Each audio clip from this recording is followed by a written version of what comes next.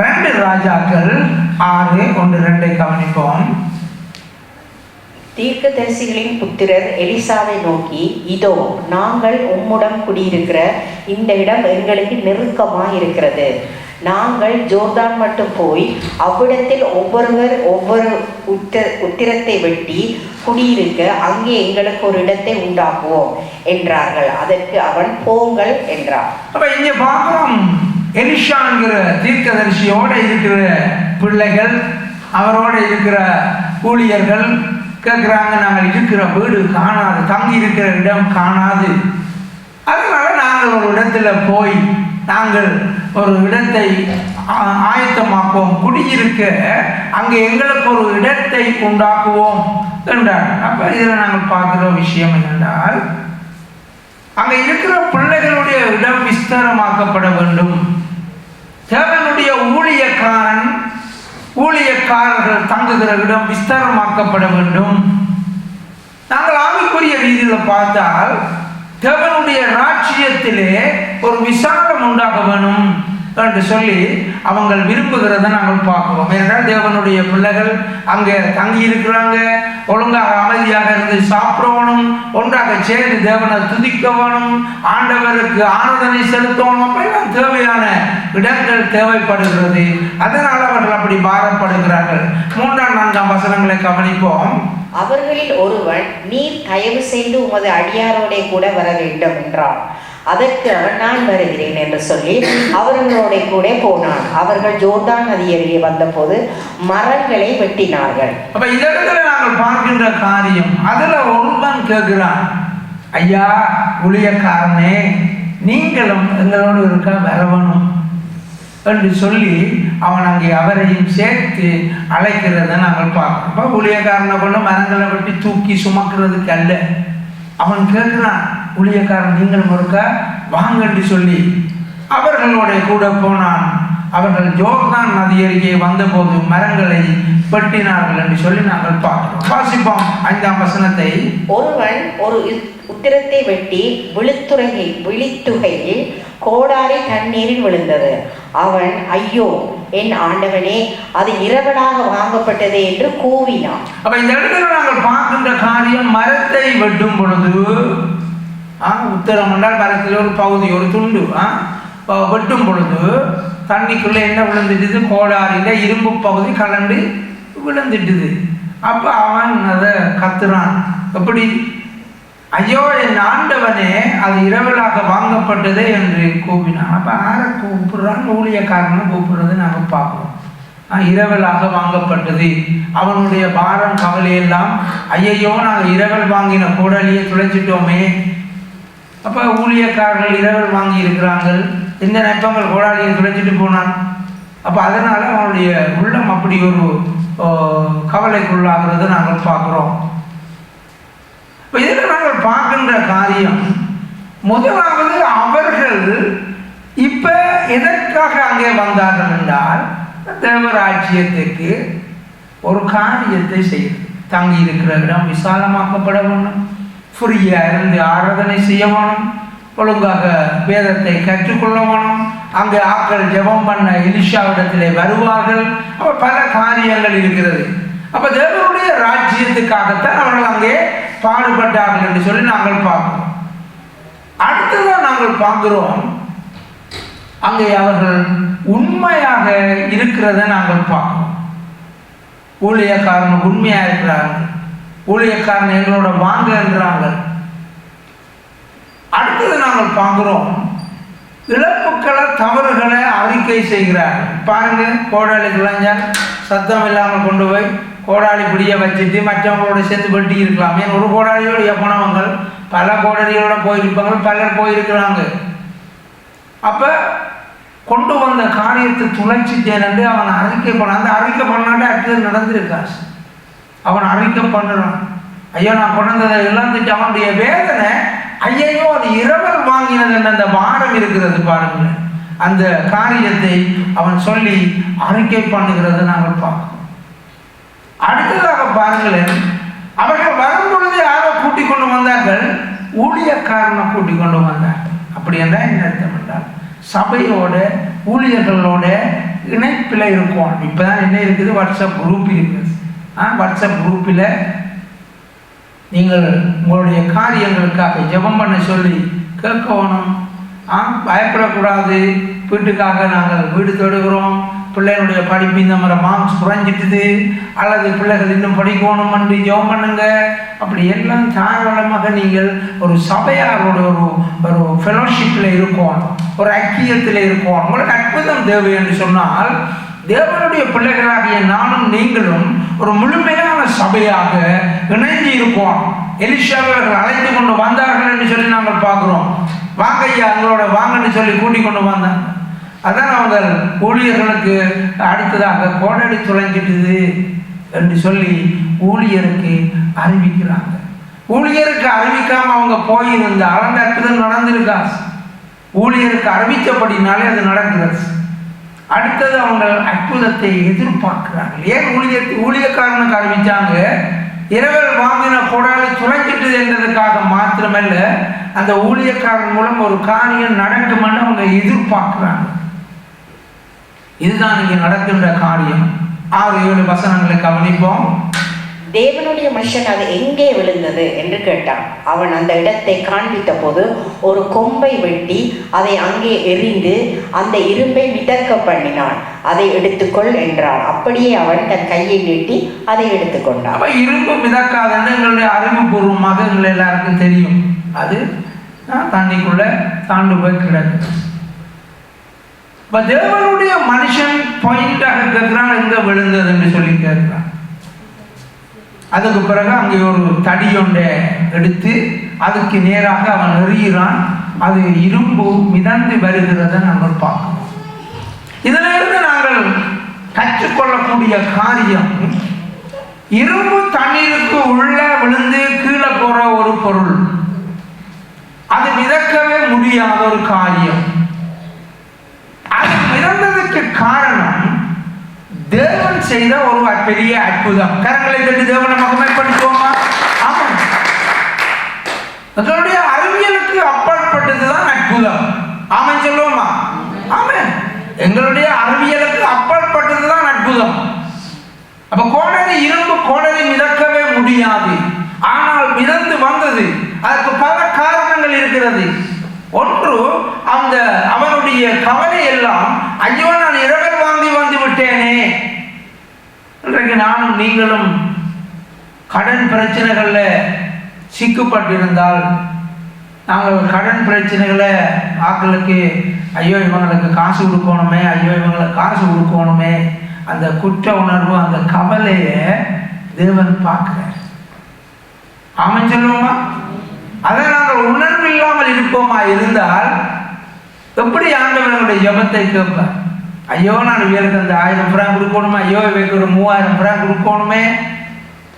நாங்கள் அந்த கவலையை இருந்தோமா, அந்த கவலையோடு நாங்கள் அந்த உணர்வோடு இருப்போமா இருந்தால் உங்களுடைய ஜபத்தில் பாரம் இருக்கும். அந்த ஜபத்தை ஆண்டவர் கணம் பண்ணுவார். பிரியமானவர்களே, இந்த இடத்துல பாருங்க, இந்த மனுஷன் அப்படி கவலைப்படுகிறான். இரவல் வாங்கி வந்த கோடரி என்று கவலைப்படுறான். ஐயோ நாங்கள் ஊழியக்காரராச்சே, எப்படி நான் போய் அங்கே பதில் சொல்றது என்று சொல்லி அவங்க கவலைப்படுகிறத நாங்கள் பார்ப்போம்.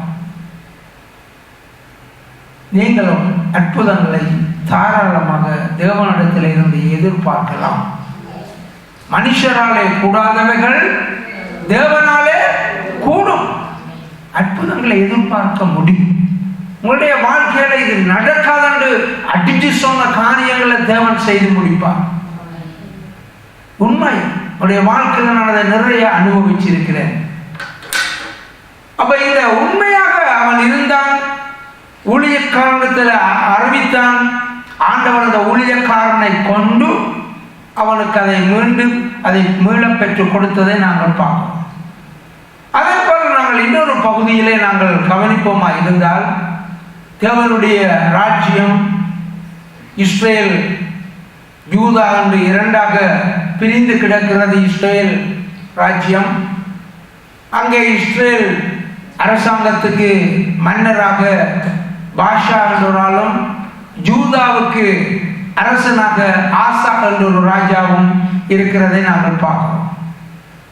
இந்த யூதா ராஜ்யத்தினுடைய ராஜா ஆசாவினுடைய ஒரு சம்பவத்தை நாங்கள் கவனிப்போம்.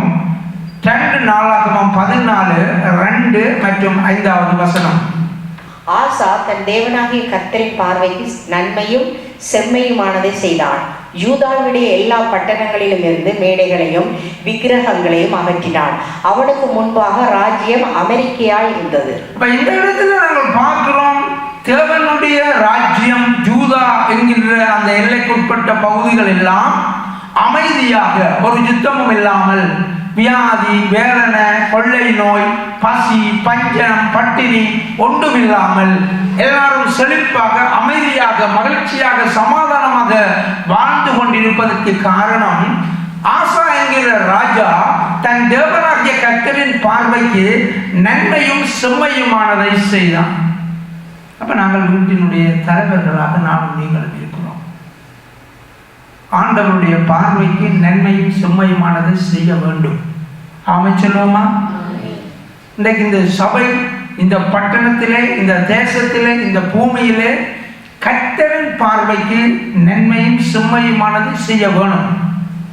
அப்பொழுதுதான் இதை சுற்றி இருக்கிற எல்லைகள் முழுக்க அமைதலாக, மகிழ்ச்சியாக, சமாதானமாக இருக்கும். இந்த சபையில் உள்ள ஒவ்வொரு குடும்பங்களிலும் அந்த மகிழ்ச்சி பொங்கும். பிரியமானவர்கள், இந்த இடத்தில் நாங்கள் பார்க்கின்றோம், அந்த ராஜா என்ன செய்கிறான்? யூதாவுடைய எல்லா பட்டணங்களிலும் இருந்து மேடைகளையும் விக்கிரகங்களையும் அகற்றினப்ப தேவனுக்கு பிரியமில்லாத காரியங்களை விட்டு விட வேணும். தேவனுக்கு பிரியமில்லாத எல்லாவற்றையும் விட்டு விடுவோம். நானும் நீங்களும் பேசி பேலன்ஸ் பண்ணி எங்கள்கிட்ட சுய நீதியில் கதைக்கக்கூடாது. நாங்கள் அதையும் செய்வோம், இதையும் செய்வோம் என்று யாரும் எதுவும் முடிவெடுக்க முடியாது. தேவனுடைய ராஜ்யம் என்றால் இப்படித்தான். ஆண்டவருக்கு பிரியமில்லாத என்ன செய்யணும்? விட்டுடுவோம், அகற்றினான்.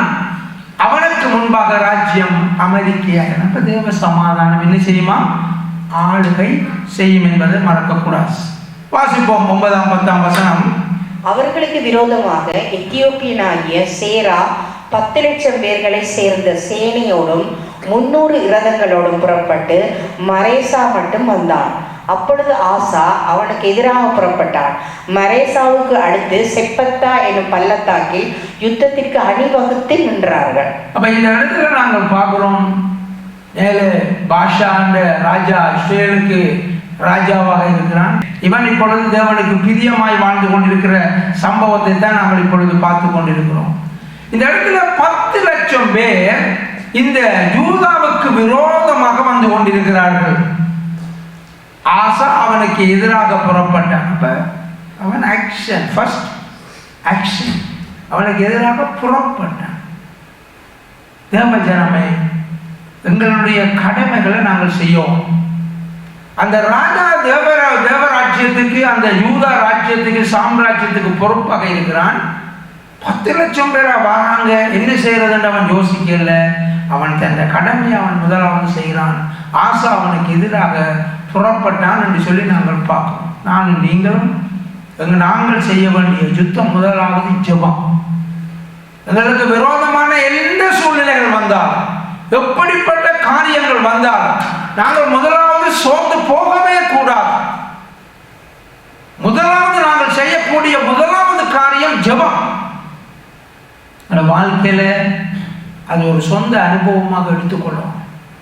வானத்தை பூமியை படைத்த தேவனை நோக்கி முழங்கால் படியிட்டு, ஆண்டவரே இந்த காரியத்தில் எனக்கு உதவி செய்யுங்க என்று கேளுங்க. எங்களுடைய தேவனுக்கு காது இருக்கிறது, செவி இருக்கிறது, அவர் கேட்பார். கண் இருக்கிறது, அவர் பார்ப்பார். ஆமென் சொல்லுவோமா? ஆமென். அவர் மாம்சமான யாவருடைய ஜெபத்தையும் கேட்கிறவர். அப்ப இந்த இடத்துல பார்க்கிறோம், இந்த 10 லட்சம் பேர் எத்தனை பேருக்கு விரோதமாய் வருகிறார்கள் என்று சொன்னால் 5,80,000 பேருக்கு விரோதமாக வருகிறார்கள். ஆசாவுடைய படை 5,80,000 பேர், டபுள் மடங்காக அவங்க எத்தியோப்பியர்கள் வருகிறார்கள். அப்ப எங்களிடத்தில் உண்மையிலே பேரன் இல்லை. ஏன்? அவங்க இரட்டிப்பான படையோட வருகிறார்கள். நாங்கள் கவனிக்கணும் இந்த காரியம். அப்ப அவன் ஆசா கர்த்தருக்கு பார்வைக்கு அவன் செம்மையா இருந்தான் என்று சொல்லி நாங்கள் பார்க்கிறோம். அவன் புறப்பட்டான் யுத்தத்துக்கு. வாசிப்போம் 11ஆம் வசனம். ஆசா தன் தேவனாகிய கர்த்தரை நோக்கி கூப்பிட்டு, கர்த்தாவே, பலனுள்ளவனாகிலும் பலனற்றவனுக்காகிலும் உதவி செய்கிறது உமக்கு லேசான காரியம். எங்கள் தேவனாகிய கர்த்தாவே, எங்களுக்கு துணை நில்லும். உம்மை சார்ந்து உம்முடைய நாமத்தில் ஏராளமான இந்த கூட்டத்துக்கு எதிராக வந்தோம். கர்த்தாவே, நீர் எங்கள் தேவன், மனுஷன் உம்மை மேற்கொள்ள விடாதேயும் என்றார். அப்ப நாங்கள் சிலவங்களை ஜெபம் பண்ணலாம். ஆண்டவரே, நேற்று ஒரு அந்த பிள்ளைய கண்டோம், இந்த கடைசி மகளை வளர்ந்து ஒரு கால் ஜெபம் பண்ணி நாளைக்கு ஒரு புது செஃபின் ஒன்று வந்திருக்கிறா, சரியான கருத்தில் இருக்கிறாங்க, நிம்மதியாக இருக்க முடியலை என்று சொல்லி இதில் வந்து அவள் சரியான பாரத்தோட அம்மாவோட வந்து ஜெபம் பண்ணினான். அப்போ நானும் ஜெபம் பண்ணிட்டு சொன்னேன், கவலைப்படாத, கர்த்தர் நிச்சயமாக உனக்கு ஒரு அற்புதத்தை செய்வேன். அப்போ நேற்று அவன் அக்காண்ட கொண்டாட்டத்துக்கு போயிருந்தோம். அங்கே கேட்டோம், அங்கே செஃபின் எப்படி இருக்குன்னு. செஃபினே இப்போ இல்லையா வேலை தினத்தில் கரங்களை தெரிஞ்சவனை மகமைப்படுத்துவோமா? செஃபினுக்கு வேலை இல்லாமல் போனதோ அல்லது வேறு இடத்துல போனதை பற்றியோ நாங்கள் இந்த கதைக்கு எங்களுக்கு உரிமை கிடையாது. ஆனால் நாங்கள் பார்க்குறது தேவனுடைய பிள்ளைகளுக்கு கரைச்சல் கொடுக்குற ஆக்களத்தை நாங்கள் பார்க்கணும். இந்த இடத்துல ஆசா, நான் முதலாவது கவனித்து பாருங்க, அந்த வசனத்தில் நான் குறிப்பிட்ட விஷயம், அவன் முதலாவது ஜெபத்துக்கு புறப்பட்டான். அந்த கடமை அவன் புறப்பட்டான். இப்பொழுது தேவனை நோக்கி கூப்பிடுகிறான், கர்த்தாவே, பலம் உள்ளவனுக்காகிலும் பலனற்றவனுக்காகிலும் உதவி செய்கிறது உமக்கு லேசான காரியம். கரங்களை தட்டி இயேசுவை மகிமைப்படுத்துவோம். ஆமென். அப்ப எங்களுக்கு வந்து பணக்கார பிள்ளை பள்ளிக்கூடம் போறதுக்கு காரில் போனானே, ஃப்ளைட்டில் போனானே எல்லாம் உண்டு தான். ஆனால் செருப்பும் வாங்க வசதி இல்லாத ஒரு பிள்ளைக்கு ஒவ்வொரு நாளும் ஒரு பென்ஸ் கார் வந்து ஏற்றி கொண்டு போறதா இருந்தால் தான் அற்புதமான ஒரு காரியம். அதான் ஆண்டவர் பல உள்ளவனுக்காகிலும் பல நற்றவனுக்காகிலும் உதவி செய்கிறது. அப்போ உதவி தேவனிடத்தில் இருந்து மாத்திரம் வந்தால் தான் எங்களுக்கு அற்புதம். ஆமென் சொல்லுவோமா? அப்ப ஆண்டவர் நமக்கு முடியாத ஒரு காரியத்திலே ஒரு ஜெயத்தை தருகின்றது தான் அற்புதம். அந்த கோடரி அது மிதக்கவே மாட்டுது, ஆனால் அது மிதந்தது தான் அற்புதம். பிரியமானவர்கள், இந்த இடத்துல நாங்கள் பார்க்க வேண்டிய காரியம், அங்கே எலிஷாவினுடைய தலைமையிலே அந்த கோடரி மிதந்தது அந்த ஊழியத்தில் என்று பார்க்கணும். இங்கே இந்த ஆசா என்கிற ராஜாவினுடைய இந்த ஜெபத்திலே ஒரு அற்புதம் நடந்ததா இல்லையா என்பதை கவனிப்போம். அடுத்த வசனம் 12:13. அப்பொழுது கர்த்தர் அந்த எத்தியோப்பியரை ஆசாவுக்கும் யூதாவுக்கும் முன்பாக முறிய அடித்ததினால் எத்தியோப்பியர் ஓடி போனார்கள். அவர்களை ஆசாவும் அவனோடு இருந்த ஜனங்களும் கேரார் மட்டும் துரத்தினார்கள். எத்தியோப்பியர் திரும்ப பலம் கொள்ளாதபடிக்கு முறிந்து விழுந்தார்கள். கர்த்தருக்கும் அவருடைய சேனைக்கு முன்பாக நொறுங்கி போனார்கள். அவர்கள் மீதியாக கொள்ளை அடித்து. அப்ப இந்த இடத்துல நாங்கள் பார்ப்போம், எத்தியோப்பியர் ஓடி போனார்கள் என்பது ஒரு கதை. இரண்டாவது, எத்தியோப்பியர் திரும்பி பலம் கொள்ளாதபடி முறிந்து விழுந்தார்கள். கரங்களை கட்டி தேவனை மகிமைப்படுத்துவோம். ஆமென். நம்முடைய வாழ்க்கையில எங்களுக்கு அப்படி அவர் செய்வர், இப்படி இவர் செய்வர் என்றெல்லாம் நீங்கள் நம்பிக்கொண்டிருக்க வேண்டாம். எங்களுக்கு தேவன் செய்வர் என்று அறிக்கை பண்ணுங்க. ஆமென் சொல்லுவோமா? கர்த்தர் செய்வர் என்று சொல்லுங்க. வாழ்நாளிலும் மறக்க முடியாத அற்புதத்தை, நிரந்தரமான ஒரு ஆசீர்வாதத்தை நம்முடைய தேவன் பெற்று தருவார். அவங்க ஓடி போனாங்க, ஆனா அவங்க திரும்பியே வராதபடி ஓடி போனாங்க என்று சொல்லி நாங்கள் பார்க்கணும். அவ்வளவு அவங்க அடி வாங்கி ஓடி போனாங்க என்று சொல்லி நாங்கள் பார்க்கணும். 5,80,000 பேர் எப்படி 10 லட்சம் போர் வீரர்களை மேற்கொண்டார்கள் என்றால் தேவன் அங்கே அடித்தார் என்று சொல்லி எழுதப்பட்டிருக்கிறது. ஆகவே எங்களுடைய வாழ்க்கையில் ஜெபம் மிக முக்கியமான ஒரு காரியம். இந்த இடத்துல எங்களுடைய ஆக்ஷன் முக்கியமானது. அந்த எலிஷா ஒரு மரக்கொம்பை எடுத்து அங்கே தண்ணிக்குள்ளே எறிஞ்சான் என்று சொல்லி நாங்கள் பார்க்கிறோம். அது ஆக்ஷன், செயல். அது மிதந்தது என்று சொல்லி நாங்கள், அது அவருடைய விசுவாசம், ஊழியக்காரனுடைய விசுவாசம். இன்றைக்கு நானும் நீங்களும் ஆசாரியர்களாகவும் ராஜாக்களாகவும் இருக்கிறோம். அவர் ஆசாரியர்களும் ராஜாவும் இங்கே நாங்கள் பார்த்து கொண்டிருக்கிறோம். இன்றைக்கு புதிய ஏற்பாட்டில் நானும் ஆசாரியன் ராஜா, நீங்களும் ராஜாவும் ஆசாரியர்களுமாக இருக்கிறீர்கள். அந்த விசுவாசம் நமக்கு இருக்கும். அப்படியா பிரச்சனை சொன்னா தனியை கொண்டு வா தெரிஞ்சாச்சு கோடரி. அதே போல ஆசாவும் யுத்தத்துக்கு புறப்பட்டான். ஜெபம் பண்ணினான் என்று சொல்லி நாங்கள் பார்ப்போம். நானும் நீங்களும் ஜெபம் பண்ணுவதிலே தீவிரம் உள்ளவர்களாக இருப்போம். வாசிப்போம் 2 நாளாகமம் 14:14-15. கேராரின் சுற்று பட்டணங்களை எல்லாம் முறியடித்தார்கள். கர்த்தரால் அவர்களுக்கு பயங்கரம் உண்டாயிற்று. அந்த பட்டணங்களை எல்லாம் கொள்ளையிட்டார்கள். அவைகளில் கொள்ளை மிகுதியாய் அகப்பட்டது. மிருக ஜீவன்கள் இருந்த கொட்டாரங்களையும் அவர்கள் இடித்து போட்டு திரளான ஆடுகளையும் ஒட்டகங்களையும் சாய்த்து கொண்டு எருசலேமுக்கு திரும்பி போனார்கள். அப்ப பாருங்க, அவங்க கொண்டு வந்து என்னத்தையெல்லாம் கொடுத்துட்டு போனாங்கன்னு பாத்தீங்களா? எதிரி எல்லாம் அந்த ரவுண்ட் அப் பண்ணி இருக்கிற ஒரு பயத்தை, திகில, கலக்கத்தை உண்டாக்கும். ஆனால் நீங்கள் தேவனுடைய நாமத்தினால ஜெயம் எடுக்கக்குள்ள அவங்க கொண்டு வந்தது எல்லாவற்றையும் உங்களுக்கு விட்டுட்டு ஓடுகிறார்கள். பாருங்களேன், அவர்களுடைய இருந்து நன்மைதான் வரும். உங்களுக்கு யார் தீமை செய்ய நினைக்கிறார்களோ, யார் உங்களுக்கு விரோதமாக எழும்புகிறார்களோ, அவர்களிடத்தில் இருந்து ஆண்டவர் நன்மையை பெற்று தந்துடுவேன். பறிச்சு எடுத்துக்கொள்ளுங்க சொல்லி தேவஜனமே, நம்முடைய வாழ்க்கையிலே நாங்கள் தேவனை சார்ந்து வாழும் பொழுது இரட்டிப்பான நன்மை உண்டாகும்.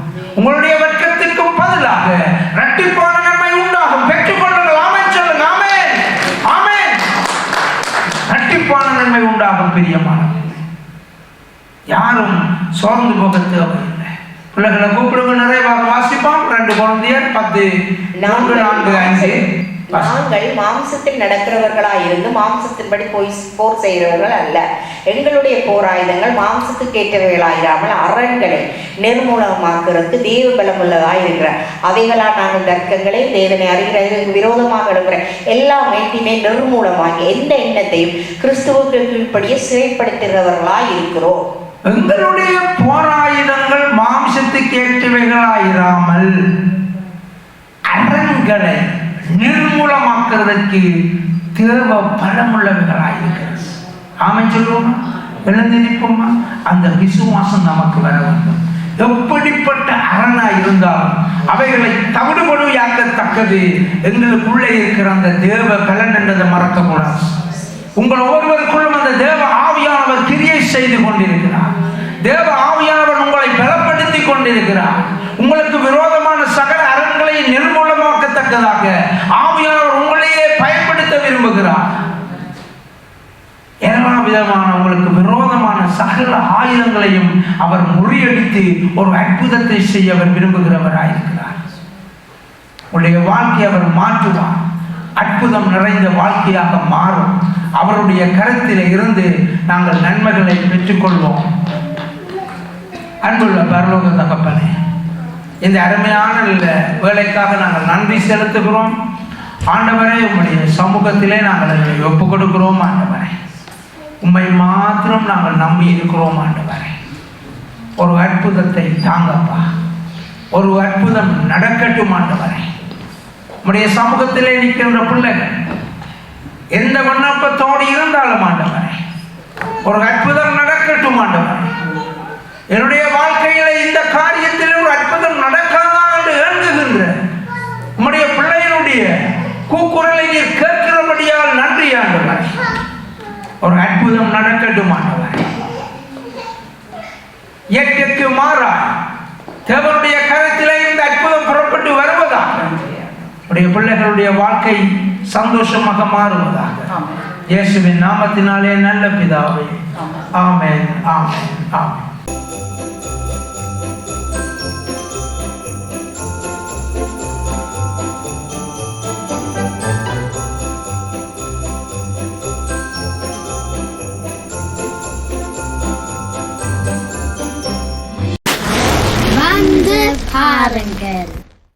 ஆசீர்வாதம் நிரம்பி வழிந்தோடும். Come and see. நம் கண்ணீர் யாவையும் இயேசு துடைத்திடுவார். உடைய தேவன் எழுந்தருள்வார். J. Mission Church, Mosüslistraße 32, 6032 Emmen, Luzern. Halleluja, Halleluja, அவருக்கே மகிமை. Halleluja, Halleluja, அவருக்கே கனம். Halleluja, Halleluja, அவருக்கே துதிகள். Halleluja, Halleluja.